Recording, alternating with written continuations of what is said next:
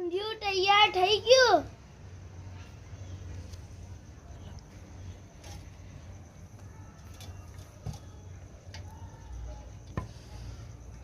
આ મેડમ ખોલતા છે.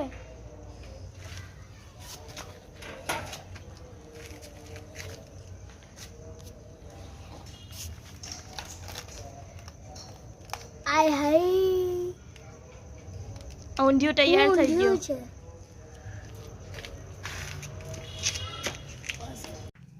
હેલો બેલો લે ને કાઉલા બધા સારા છે સબ ઠીક ઠાક અચ્છા અવાજ તો તમે સંભાળ્યો હે ને યુસુફનો અવાજ સંભાળ્યો ને તમે હા બાપની નકલ કરતો તો બેઠી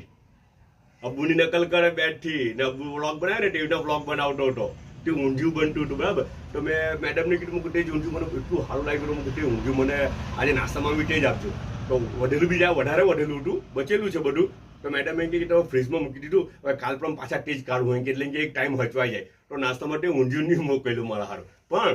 મહેનત કરીને પછી પાછું તાજું બનાવ્યું જુઓ શું બનાવ્યું ખબર આયડું આપણી દૂધી તે તો આવી જ ગઈ પાછી અલ્હમ્દુલિલ્લાહ હે ને સૂપની આવું ને શું આવ્યું ખબર રાઈવાળા